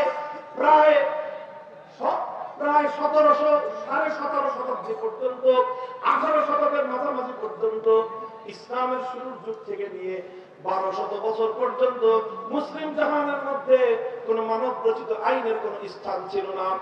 এরপরে যখন 18 শতকের মাঝামাঝি পাশ্চাত্যের ইহুদি খ্রিস্টানরা আগ্রাসন চালালো, মুসলিম বিশ্বের বিভিন্ন দেশগুলোকে তারা দখল করতে লাগলো। ব্রিটিশরা আমাদের ভারত এই উপমহাদেশ দখল করে নিল। ভারত, পাকিস্তান, বাংলাদেশ এই অঞ্চলগুলো যখন ব্রিটিশরা দখল করলো, ওদিক দিয়ে ফ্রান্স এবং ইতালি মুসলিম বিশ্বের বিশাল অঞ্চল তারা দখল করলো। এই আধিপত্যবাদী সাম্রাজ্যবাদী শক্তি আমাদের দেশটাকে দখল করে সবচেয়ে বড় যে অভিশাপ আমাদের উপর চাপিয়ে দিল, সেটা এটা নয় যে ওরা আমাদের মানচিত্র কেড়ে নিয়েছে, সেটা এটা নয় যে ওরা আমাদের পতাকা কেড়ে নিয়েছে, সেটা এটা নয় যে ওরা আমাদেরকে পরাধীন করে ফেলেছে, বরং সবচেয়ে বড় ক্ষতি, সবচেয়ে বড় অভিশাপ যেটা ওরা আমাদের উপর চাপিয়ে দিয়েছিল, সেটা হলো আমাদের জাতির উপর থেকে আল্লাহর বানানো আইন, আল্লাহর কোরআনের আইনগুলিকে বাতিল করে দিয়ে ব্রিটিশরা তাদের নিজেদের বানানো আইন আমাদের জাতির উপর চাপিয়ে দিল। ব্রিটিশরা যখন তাদের বানানো আইন এই জাতির উপর চাপিয়ে দিল, ওলামায়ে উম্মত এক মুহূর্তের জন্য নীরব থাকেন নাই। শাহ আব্দুল আজিজ মুহাদ্দিস দেহলভী রাহমাতুল্লাহি আলাইহি 19 শতকের গোড়ার দিকে 1803 সালে তিনি ফতোয়া জারি করলেন, যেহেতু আমাদের দেশের মধ্যে এখন আল্লাহর আইন নাই, ব্রিটিশ তার বানানো আইন চালু করে দিয়েছে, সুতরাং এই দেশে মুসলমান যতই বসবাস করুক, এই দেশটা এখন আর ইসলামের দেশ নাই, এই দেশটা এখন শত্রু কবলিত দারুল হারবে পরিণত হয়ে গেছে। সুতরাং এই দেশটাকে আবার ইসলামী দেশে রূপান্তরিত করার জন্য ব্রিটিশদের বিরুদ্ধে জিহাদ করা ফরজ। তিনি ফরজে আইনের ফতোয়া দিয়ে দিলেন। তার এই ফতোয়ার আলোকে 1831 সালে বালাকোটের রণাঙ্গনে সৈয়দ আহমদ শহীদ রহমতুল্লাহি আলাইহি ব্রিটিশদের বিরুদ্ধে যুদ্ধ করলেন, লড়াই করলেন, শাহাদাত বরণ করলেন, রক্ত দিয়ে আল্লাহর জমিন রঞ্জিত করলেন, কিন্তু ব্রিটিশের বানানো আইনের সামনে মাথা নত করেন নাই। আবার 1857 সালে সামনের রণাঙ্গনে জিহাদ হলো। হাজী আমদাদুল্লাহ মুহাজির মক্কি রাহমাতুল্লাহি আলাইহির নেতৃত্বে মুসলমানরা খেলাফত ঘোষণা দিয়ে ব্রিটিশের বানানো আইনকে তারা অস্বীকার করলেন। যুদ্ধ হলো সামনের রণাঙ্গনে, শাহাদাত বরণ করলেন প্রধান সেনাপতি হাফেজ দারুন শহীদ রহমতুল্লাহি আলাইহি। হাজার হাজার আলেম ওলামা ফাঁসি কাষ্ঠে ঝুললেন, হাজার হাজার আলেম ওলামাদের পরিবার ইতিম হলো, বিধবা হলো, সন্তানহারা হলো, সব স্বীকার করলেন, ত্যাগের কোরবানি করলেন, জীবন দিলেন, রক্ত দিলেন, কিন্তু এক মুহূর্তের জন্য মানুষের বানানো আইনের সামনে তারা মাথা নত করেন নাই। এভাবে চলতে চলতে 1866 সালে দারুল উলুম দেওবন্দ প্রতিষ্ঠিত হলো। উদ্দেশ্য ছিল একটাই, এমন একদল সৈনিক তৈরি করব যারা ব্রিটিশদেরকে বিতাড়িত করে এমন একটা সমাজ গড়বে যেই সমাজে আইন চলবে একমাত্র কার? 80 বছর সংগ্রাম করার পরে 1947 সালে ব্রিটিশরা এদেশ থেকে পালিয়ে যেতে বাধ্য হলো। এই দেশটা তখন স্বাধীন হবে। স্বাধীন হওয়ার সময় এই দেশে দুই জাতি বসবাস করত, একটা হলো হিন্দু জাতি, আরেকটা হলো মুসলিম জাতি। তখন প্রশ্ন আসলো দেশটা কিভাবে ভাগ হবে? অধিকাংশ মুসলমানরা একটা কথাই বলল, আমরা আর কিছু চাই না, বেশি কিছু চাই না, আমরা চাই এমন একটা ভূখণ্ড যেই ভূখণ্ডে মুসলমানরা আর কিছু পাক বা না পাক আইন চলবে কার? সিদ্ধান্ত হলো, ভাগাভাগি হয়ে গেল। একটা ভাগ পড়লো হিন্দুদের ভাগে, আরেকটা ভাগ হলো মুসলমানদের ভাগে। যে অঞ্চলগুলিতে মুসলিম মেজরিটি ছিল সেই অঞ্চলগুলিতে মুসলমানদের জন্য আলাদা স্টেট হলো, অঙ্গীকার করা হয়েছিল, ওয়াদা করা হয়েছিল। মুসলিম প্রধান এলাকাগুলোতে যেই দেশ হবে সেই দেশের মধ্যে শাসন চলবে আল কোরআনের আইন দিয়ে, সেই দেশ আইন হবে আল্লাহর কোরআনের আইন, সেই দেশে সংবিধান হবে আল কোরআনের সংবিধান। মুহতারাম হাজিরিন, এটা করার জন্য অনেক রক্ত দিতে হয়েছে, এটুকু করার জন্য অনেক জীবন দিতে হয়েছে। হাজার হাজার মানুষ তাদের বাড়িঘর ছেড়ে দিয়ে কোটিপতি এক রাতে পথের ভিখারিতে পরিণত হয়েছে। বাপ দাদার সম্পত্তি ছেড়েছে, বাড়িঘর ছেড়েছে, সব কিছু ছেড়ে শুধুমাত্র এক কাপড়ে নিজের সন্তানটাকে কোলে করে নিয়ে স্বামী স্ত্রী ভাই বোন বাবা মা কয়েকজন মানুষ মিলে সব কিছু পেছনে ফেলে দিয়ে শুধুমাত্র এমন একটা দেশে বসবাস করতে চেয়েছিল যেই দেশের আইনটা হবে কার? ওটার মধ্যে এমন অসংখ্য ঘটনা ঘটেছে। মায়ের কোল থেকে তার সন্তানকে কেড়ে নেওয়া হয়েছে, মা চিৎকার করে সন্তানের জন্য আহাজারি করেছে, কিন্তু মা তার পথ চলা থামিয়ে দেয় নাই। সন্তানের মায়া ত্যাগ করে আল্লাহর কোরআনের আইনের দ্বারা শাসিত হওয়ার জন্য সে মুসলমানদের ভূখণ্ডে হিজরত করেছে। হাজার হাজার নয়, লক্ষ লক্ষ মানুষ এই পাক ভারত উপমহাদেশে শুধুমাত্র আল্লাহর কোরআনের আইন দ্বারা শাসিত হবে এমন একটা দেশের জন্য তারা বহু ত্যাগ আর কোরবানি স্বীকার করেছিল। আর এই ত্যাগ আর কোরবানি এই ভারত উপমহাদেশের অনেক মুসলমানরাই করেছে। পাঞ্জাবের মুসলমানরা করেছে, বেলুচিস্তানের মুসলমানরা করেছে, সীমান্ত প্রদেশের মুসলমানরা করেছে, অনেকেই করেছে। তবে ইতিহাস সাক্ষী গোটা ভারতবর্ষে অন্য কোন প্রদেশের মুসলমানদেরকে এত ত্যাগ আর কোরবানি স্বীকার করতে হয় নাই আমার এবং আপনার এই বাংলাদেশের মুসলমানদেরকে যতটা ত্যাগ আর কোরবানি স্বীকার করতে হয়েছে। বন্ধুগণ, এটা আমাদের গৌরবের ইতিহাস, এটা আমাদের অহংকারের ইতিহাস, রক্ত দেওয়ার ইতিহাস, শাহাদাত বরণ করবার ইতিহাস, জীবন দেওয়ার ইতিহাস। এই জীবন আসমান থেকে নেমে এসে কোনো ফেরেশতারা দেয় নাই। এই জীবন, এই ত্যাগ আর কোরবানি বিদেশ থেকে কোনো ভাড়াটিয়া এনে দেওয়া হয় নাই। এই ত্যাগ আর কোরবানি স্বীকার করেছে আমার এবং আপনার পূর্বপুরুষরা। কারো দাদা, কারো বাবা, কারো পরদাদা, এই আমাদের পূর্বপুরুষরা সব ত্যাগ আর কোরবানি স্বীকার করেছিল। কোনো ক্ষমতার মস্তদের জন্য নয়, হালুয়া রুটির জন্য নয়, শুধুমাত্র দুনিয়ার উন্নতির জন্য নয়, শুধুমাত্র একটা জিনিসের সন্ধানে এমন একটা ভূখণ্ড পাবো, সেই ভূখণ্ডে আইন চলবে একমাত্র কার? মুহতারাম হাজিরিন, এই বাংলার মুসলমানরা সিদ্ধান্ত নিয়ে বাড়ির কাছের কলকাতাকে লাথি মারলো, নিজেদের বাংলাদেশের চতুর্পার্শ্বের ভারতের সাথে সম্পর্ক ছিন্ন করলো, দিল্লিকে তালাক দিল, সব কিছু করে 2000 মাইলের দূরত্বের এই খান পাঠানদের সঙ্গে পশ্চিম পাকিস্তানিদের সঙ্গে একজোট হয়ে একটা রাষ্ট্র গঠন হলো। সেই রাষ্ট্রের নাম যাই হোক না কেন, সেই রাষ্ট্রের মূল ঘোষণা ছিল, মূল অঙ্গীকার ছিল, এমন একটা রাষ্ট্র হবে যেই রাষ্ট্রে আইন চলবে কার? বড় পরিতাপের বিষয়, সেই রাষ্ট্রটার নাম হলো পাকিস্তান। ক্ষমতা পেল পশ্চিম পাকিস্তানিরা। পশ্চিম পাকিস্তানিরা ক্ষমতা পাওয়ার পর গাদ্দারি শুরু করলো, বিশ্বাসঘাতকতা শুরু করলো, জাতির সঙ্গে গাদ্দারি করলো, মুসলমানদের সঙ্গে বিশ্বাসঘাতকতা করলো। কথা ছিল আল্লাহর কোরআন অনুযায়ী আইন চলবে, আল্লাহর কোরআন অনুযায়ী রাষ্ট্র চলবে।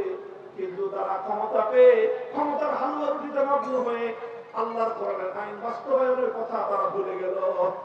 আল্লাহ তাদেরকে বললেন যে কথা তো ছিল কোরআনের আইন কায়েম হবে। পশ্চিম পাকিস্তানি স্বৈর শাসকরা বলল, হুজুর রাষ্ট্রটা এখনো শিশু রাষ্ট্র, কি রাষ্ট্রটা এখনো শিশু রাষ্ট্র তো, আর ইসলামের আইন কারণ একটু শক্ত, ছোট বাচ্চা তো শক্ত খাবার খাইতে পারবে না, এই জন্য এখন তরল দুধ খাওয়াইতে হবে।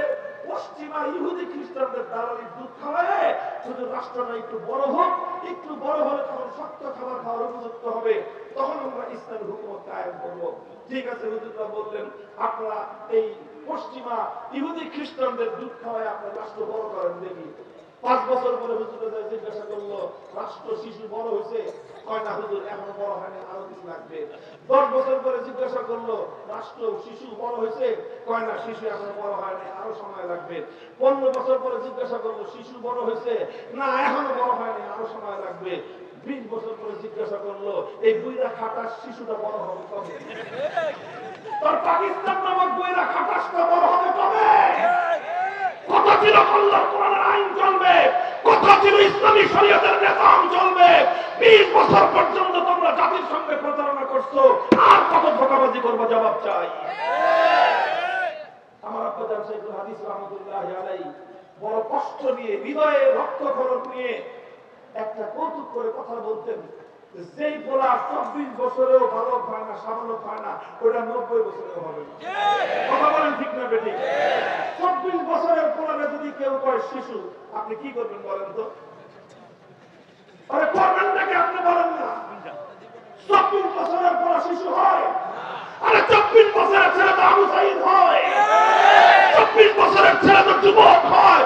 যুদ্ধের ময়দানে গিয়ে জালেমের সামনে বুক পেতে দিয়ে বুলেটকে বরণ করে জাতিকে মুক্তি করার জন্য, জাতিকে স্বাধীন করার জন্য জীবন দেয়, রক্ত দেয়।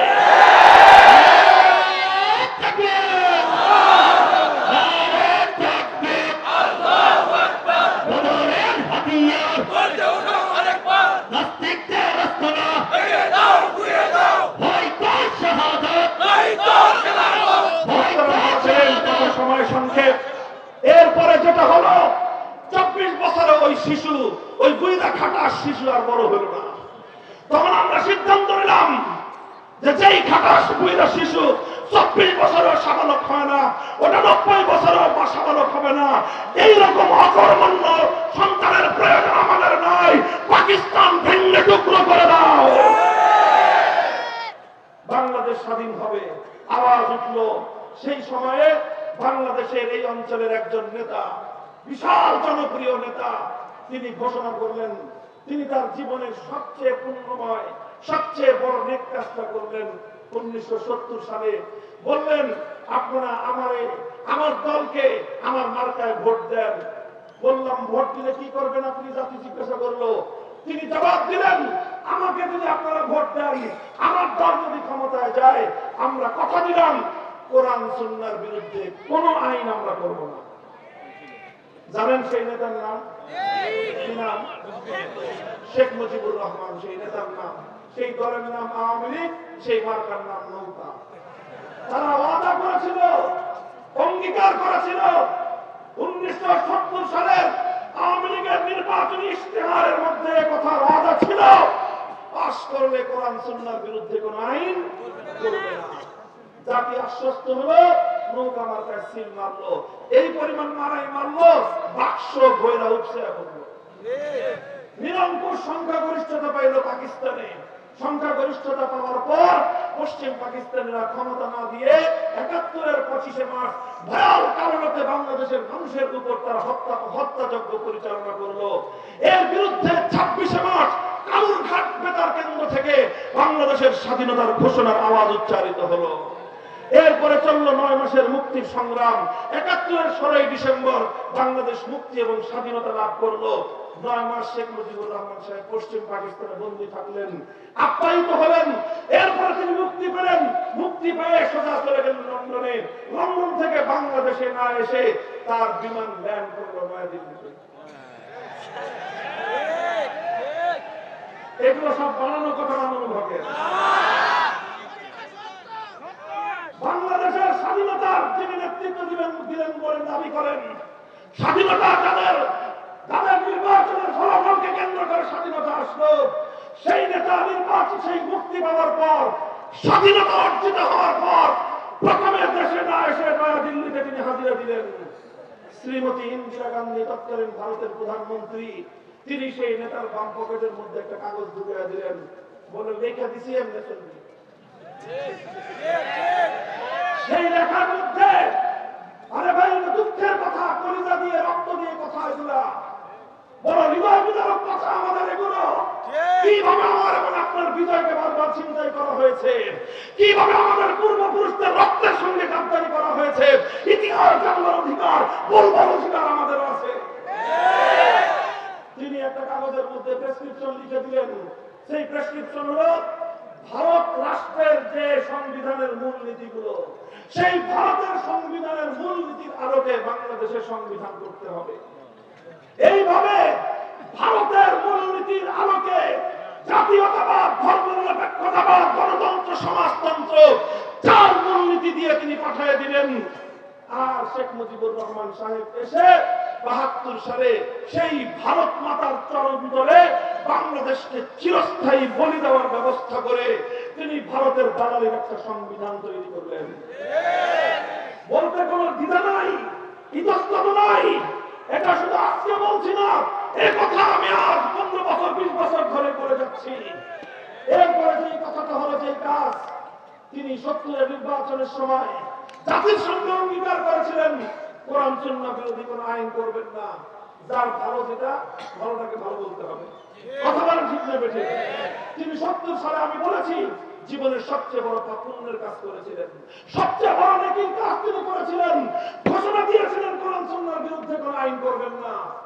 কিন্তু দুর্ভাগ্যজনক ভাবে যেটা হলো 72 সালে যেই সংবিধান রচিত হলো, সেই সংবিধানের মাধ্যমে কিছুদিন পরে আইন করে কোরআন সুন্নাহ বিরোধী আইন করবেন না তো দূরের কথা, বাংলাদেশে যেন কোরআন সুন্নাহর আইন বাস্তবায়িত হইতে না পারে সেই জন্য তিনি আইন করে ইসলামী রাজনীতি নিষিদ্ধ করলেন। তিনি ইসলামী আইন বাস্তবায়ন হওয়া সমস্ত রাষ্ট্র ভঙ্গ করে দিলেন। তিনি ধর্মনিরপেক্ষতা নামক কুফরি মতবাদ সংবিধানে অন্তর্ভুক্ত করে দিয়ে বাংলাদেশকে তাগুতি শাসনের অধীনে চিরস্থায়ী বন্দোবস্ত করে গোটা জাতির সঙ্গে গ্রেফতারি আর বিশ্বাসঘাতকতা করলেন। এটা রাজনৈতিক বিশ্লেষণ, ইসলামের দৃষ্টিতে বিশ্লেষণ। 1970-এর ঘোষণাটা যদি হয়ে থাকে শেখ মুজিবুর রহমান সাহেবের সবচেয়ে বড় পুণ্যের কাজ, তাহলে 72-এর সংবিধান তৈরি করা ছিল তার জীবনের সবচেয়ে বড় পাপের কাজ। এরপরে তিনি এই পাপের প্রায়শ্চিত্ত করলেন 75-এর 15ই আগস্ট। এরপর থেকে যা হওয়ার হলো, বাংলাদেশে অনেক পরিবর্তন আসলো, অনেকে ইসলামের নাম নিয়ে ক্ষমতায় আসলো, অনেকে ইসলামের নাম নিয়ে এদিক সেদিক অনেক কিছুই করলো, সামান্য সামান্য কিছু করা হলো। কখনো আল্লাহর উপর অবিচল আস্থা এবং বিশ্বাস অন্তর্ভুক্ত হলো, কখনো বিসমিল্লাহির রহমানির রহিম দিয়ে সংবিধান শুরু হলো, কখনো রাষ্ট্রধর্ম ইসলাম হলো। কিন্তু একটা জিনিস আর হলো না, সেটা হলো আল্লাহর আইন অনুযায়ী দেশ চলবে, এই কাজ আর হলো না। যতটুকু হয়েছিল এক কদম আগাইছে, এই 2008 সালে ক্ষমতায় এসে ফ্যাসিবাদী শেখ হাসিনা 2 কদম আবার পিছিয়ে গেছে। সংবিধান থেকে আল্লাহর উপর অবিচল আস্থা এবং বিশ্বাস মুছে ফেলে আবার সেই ভারত মাতার চরণতলে বলি দেওয়ার দাসত্ব, এই শেকল করা জিঞ্জির, এই গোলামীর জিঞ্জিরের কথা ধর্মনিরপেক্ষতা আবার পুনর্বহাল করে বাংলাদেশকে ভারতের করদরাজ্যে পরিণত করেছে। আমার কথা শেষ। এখন আমি আপনাদের কাছে 2টা আহ্বান জানাবো। 1 নম্বর আহ্বান, এতদিন তো আমরাই শুধু চিৎকার করতাম ভারতের বিরুদ্ধে, আমরা আলেমরা বলতাম ভারতের আধিপত্য আমরা মানি না, ভারতের আধিপত্য মানি না বলেই 1905 সালে আমরা বঙ্গভঙ্গ করে কলকাতার এই শৃঙ্খলা আমরা ভেঙেছিলাম। ভারতের আধিপত্য মানব না বলেই 1947 সালে দিল্লিকে আমরা তালাক দিয়েছিলাম। কিন্তু এরপরে ছলে বলে কৌশলে আমাদেরকে তারা শৃঙ্খলে আবদ্ধ করে বাংলাদেশের 18 কোটি শাহজালালের সন্তানদেরকে তারা দাবায় রাখার চেষ্টা করতেছে। আমরা প্রতিবাদ করতাম, অন্যরা করতো না। এখন তো মাশাআল্লাহ অন্তর্বর্তীকালীন সরকার সহ সব রাজনৈতিক দল একই কথা বলে। আমাদের এই ত্রিপুরা, আমাদের যে আগরতলা আজকে হাই কমিশনার, এই উপ হাই কমিশনে হামলা চালায়, বাংলাদেশের লাল সবুজের পতাকা তারা পুড়িয়ে দিয়ে বাংলাদেশকে তাদের অঙ্গরাজ্যে পরিণত করবার পায় তারা করেছে। গোটা বাংলাদেশ সকল রাজনৈতিক দল, সমস্ত ধর্মাবলম্বী হিন্দু, বৌদ্ধ, খ্রিস্টান, মুসলমান সব ঐক্যবদ্ধ হয়েছে যে ভারতীয় আধিপত্যবাদ থেকে বাংলাদেশকে মুক্ত রাখতে হবে। কথা বলেন ঠিক না ঠিক? আমার এই ক্ষেত্রে কথা হলো এই, ডক্টর ইউনূস সাহেব, প্রফেসর ইউনূস সাহেব, সমস্ত রাজনৈতিক দলেরা আপনারা ভালো কথা বলতেছেন, কিন্তু মনে রাখেন বীজ বৃক্ষের গোড়ায় পানি ঢেলে ডাল ছাটলে এই গাছ কোনোদিন শেষ হবে না। কথা বলেন ঠিক না ঠিক? বীজ বৃক্ষকে যদি মারতে হয়, ধ্বংস করতে হয়, শেকড় শুদ্ধ উপরে ফেলতে হবে। বাংলাদেশে ভারতের আধিপত্যবাদের শেকড় হলো আমার সংবিধানের ধর্মনিরপেক্ষ মতবাদ। আমি চ্যালেঞ্জ করে বলবো 1971-এর মুক্তিযুদ্ধের সময়ে, মুক্তিযুদ্ধের আগ পর্যন্ত বাংলাদেশে কোন আওয়ামী লীগের নেতা, কোন নেত্রী, বাংলাদেশের কোন রাজনৈতিক নেতা কোনদিনও বাংলাদেশে ধর্মনিরপেক্ষতার কথা বলে না। এটা 72 সালে ভারত থেকে আমদানি করা হয়েছে। যতক্ষণ পর্যন্ত ভারতের আমদানিকৃত এই পচা মাল বাংলাদেশ থেকে আবার ভারতে পাচার না করা হবে, ততদিন বাংলাদেশ ভারতীয় আধিপত্যবাদ থেকে মুক্তি পাবে না। এজন্য এবার একটাই আওয়াজ, বাংলার সংবিধান থেকে ধর্মনিরপেক্ষতা নামক কুফরি মতবাদ বাংলাদেশ থেকে পাচার করে দিল্লিতে পাঠিয়ে দাও, দিল্লিতে পাঠিয়ে দাও।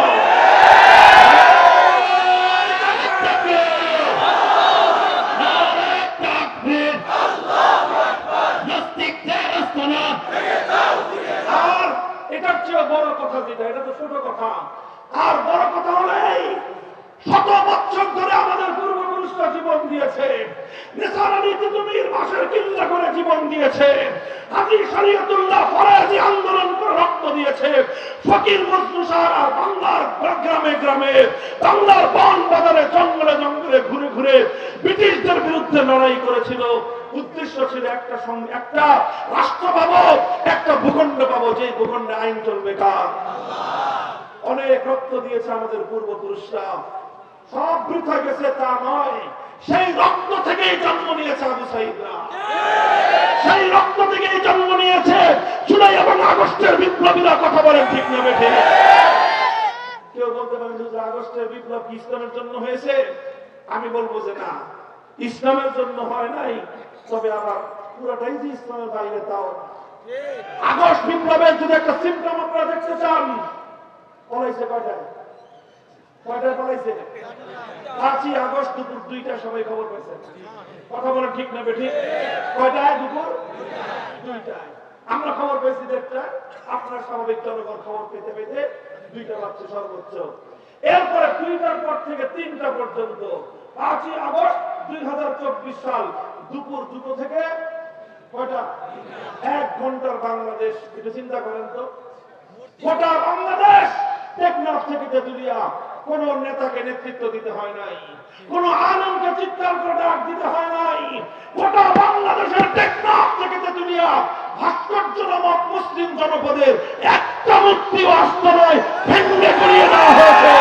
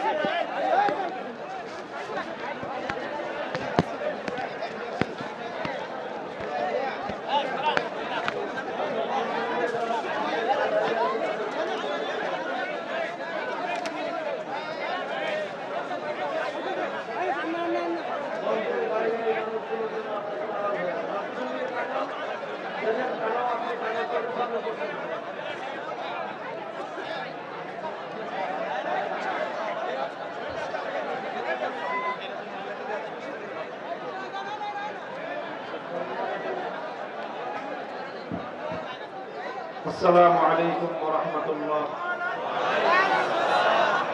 إن الحمد لله نحمده ونستعينه ونستغفره ونؤمن به ونتوكل عليه ونشهد أن لا إله إلا الله وحده لا شريك له ونشهد أن سيدنا ومولانا محمدا عبده ورسوله صلى الله تعالى عليه وعلى آله وأصحابه وبارك وسلم تسليما كثيرا. أما بعد فأعوذ بالله من الشيطان الرجيم. بسم الله الرحمن الرحيم. ألم تر إلى الذين يزعمون أنهم آمنوا بما أنزل إليك وما أنزل من قبلك يريدون أن يتحاكموا إلى الطاغوت وقد أمروا أن يكفروا به ويريد الشيطان أن يضلهم ضلالا بعيدا. بارك الله لنا ولكم في القرآن العظيم ونفعنا وإياكم بالآيات والذكر الحكيم. اللهم صل على محمد وعلى آل محمد كما صليت على إبراهيم وعلى آل إبراهيم إنك حميد مجيد. اللهم بارك على محمد وعلى آل محمد كما باركت على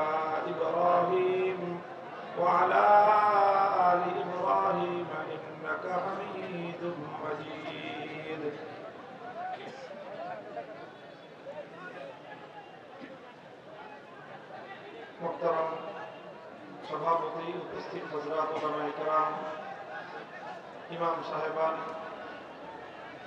শ্রদ্ধাভাজন বয়োজ্যেষ্ঠ আমার মুরব্বী সাহেবান,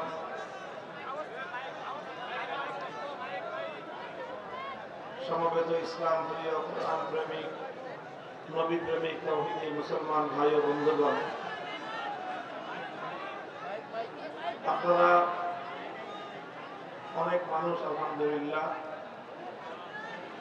হাজার হাজার মানুষের এই বিশাল মজমা, এটাকে সুন্দরভাবে সুশৃঙ্খলভাবে পরিসমাপ্তির দিকে নিয়ে যাওয়াটা আমাদের জন্য অনেক বড় দায়িত্ব। আপনাদের সকলের প্রতি একটা দৃষ্টি আকর্ষণ করতেছি, আমি অনুরোধ করতেছি,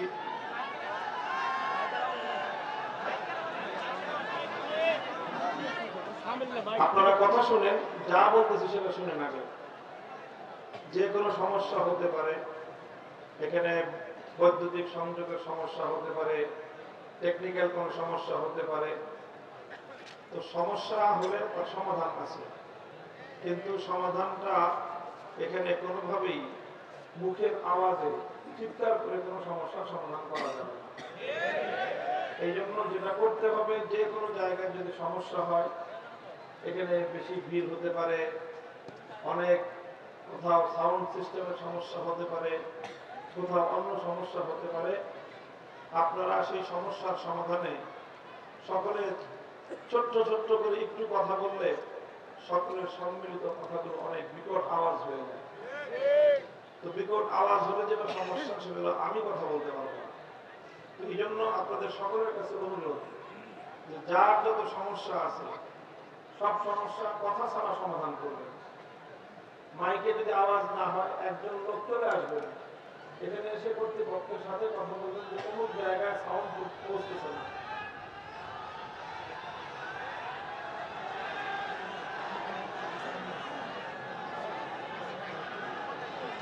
আপনারা কি আমার কোনো কথা শুনতেছেন না? শুনতেছেন না? শুনতে আপনি না বলতেন কি হয়?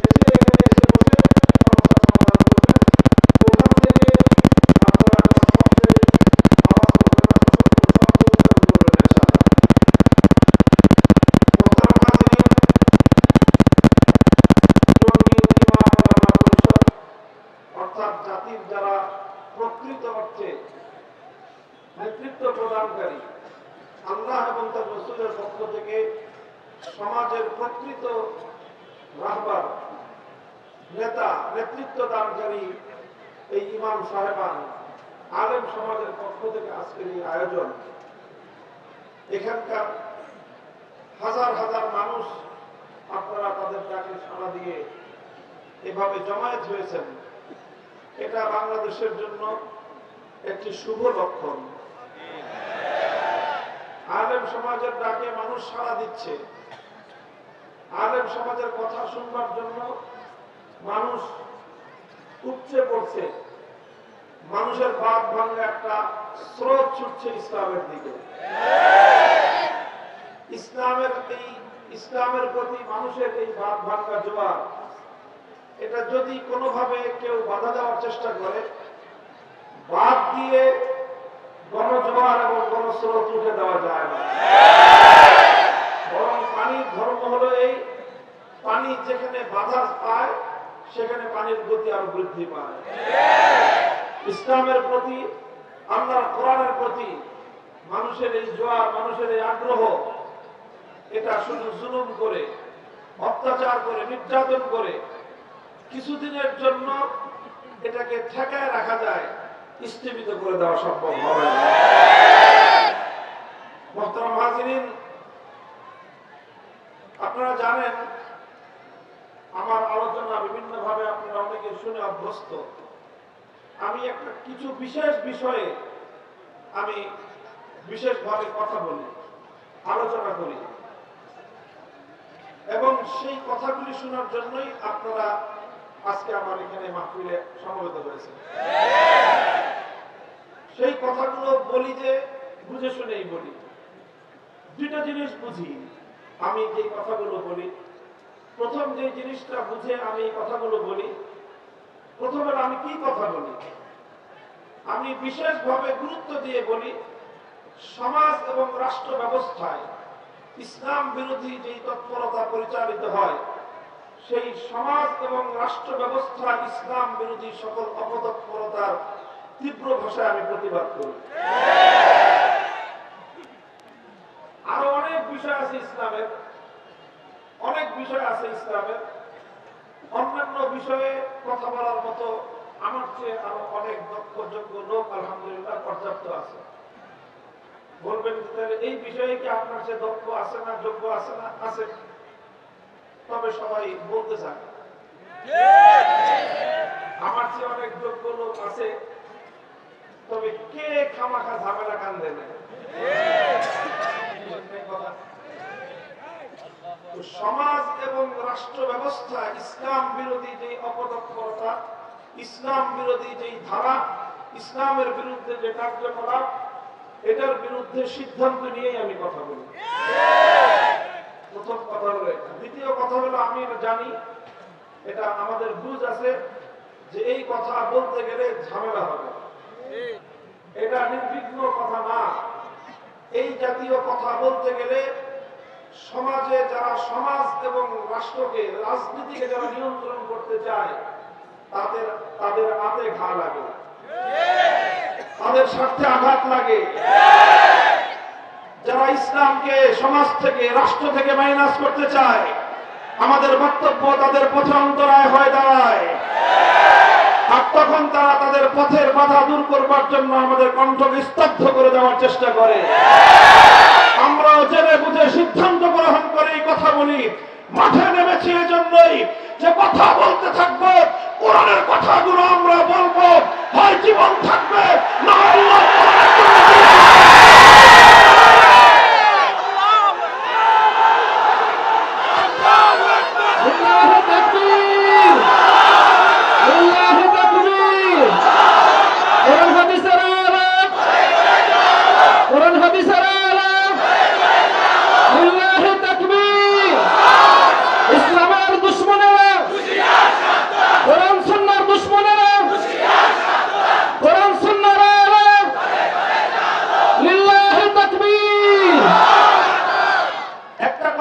বিশ্বাস করি, এটা আমাদের ঈমান, যে কারো জীবন, কারো কোন স্বার্থ, কারো কোন সম্পদ, কারো জীবন বা জীবনের সময় যদি আল্লাহর জন্য ব্যয়িত হয়, সেটাই সফল কাম। মানুষ যারা জন্ম নিয়েছে প্রত্যেকের জন্যই মৃত্যু অবধারিত, মৃত্যুর সময় নির্ধারিত। সবচেয়ে সুন্দর এবং উত্তম মৃত্যু তো ওই মৃত্যু যে মানুষের মৃত্যু আসে আল্লাহর পথে চলতে গিয়ে, আল্লাহর দ্বীনের কথা বলতে গিয়ে, আল্লাহর দ্বীনকে দুনিয়াতে জিন্দা করতে গিয়ে। কাজে ঈমানের জায়গাটা যদি মজবুত থাকে, তাহলে ইনশাআল্লাহ হকের পথ থেকে বিচ্যুত করবার কোন শক্তি পৃথিবীতে নাই। আপনারা সাথে আছেন তো ইনশাআল্লাহ? তাই কথা তো একটাই, এখানে আমাদের জীবনের দর্শনটা খুব পরিষ্কার। হযরত ওমর ফারুক রাদিয়াল্লাহু তাআলা একটা কথা বলেছিলেন আল্লাহর নবীর সামনে, আবেগ মাখা কণ্ঠে তিনি বলেছিলেন, ইয়া রাসূলুল্লাহ, আলাইসা কাতলাহুম ফিন নার ওয়া কাতলানা ফিল জান্নাহ, আলাইসা কাতলানা ফিল জান্নাতি ওয়া কাতলাহুম ফিন নার।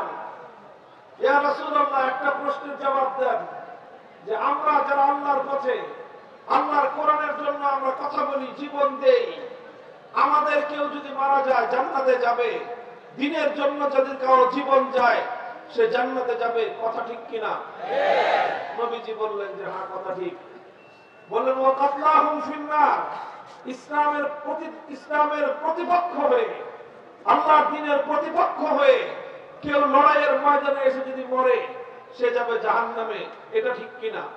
আল্লাহর নবী বললেন এটাও ঠিক। এরপরের ফলাফল তো পরিষ্কার, ফালামা নুযিদ দানিয়াতা ফি দীনিনা। যদি আমি বললে জান্নাতে যাওয়ার কনফার্মেশন থাকে আর তুমি বললে জাহান্নামে যাওয়ার কনফার্মেশন থাকে, নতি তো তোমাকেই স্বীকার করতে হবে। আমি কেন নত হব? আমি কেন আমার কথা থেকে সরে যাব? তোমাকেই বাতিলপন্থী, তোমাকেই তোমার বক্তব্য পরিবর্তন করতে হবে। হকের কথা আগেও বদলায় নাই, আজও বদলাবে না, কিয়ামত পর্যন্ত অপরিবর্তিত থাকবে।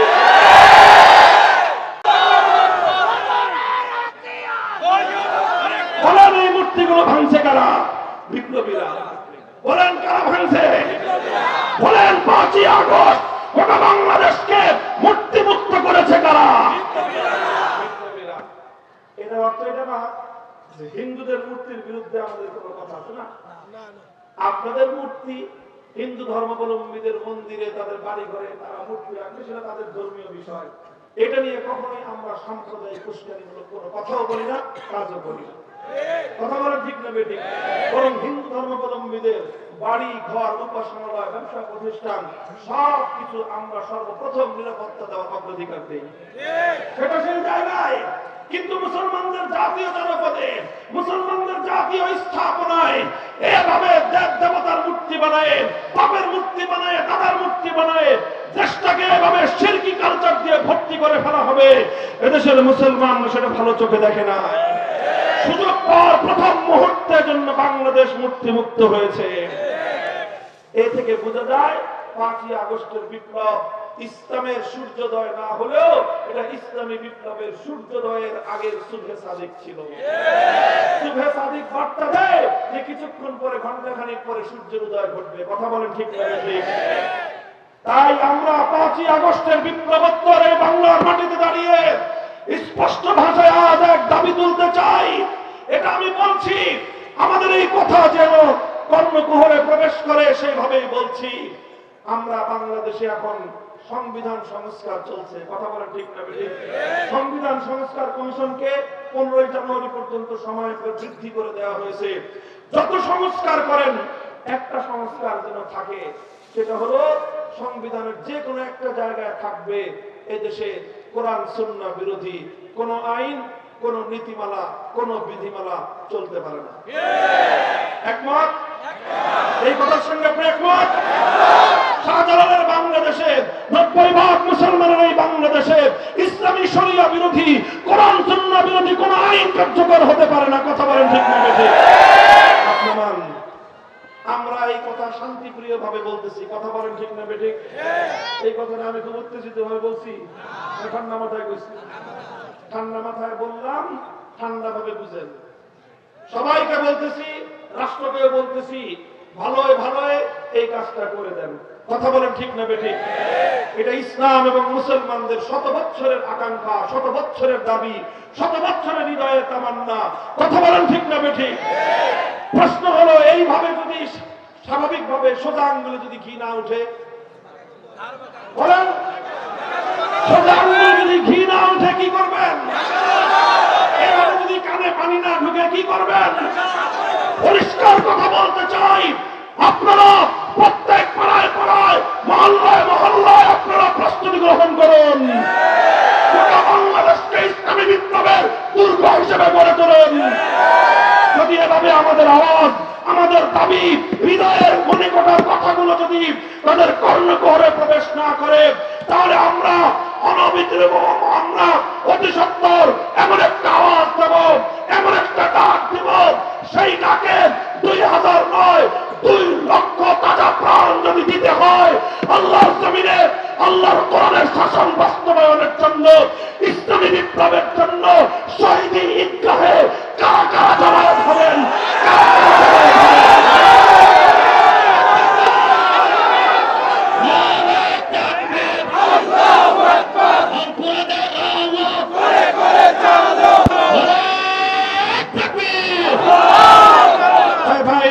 এগুলি কি শুধু কথার কথা না শপথ?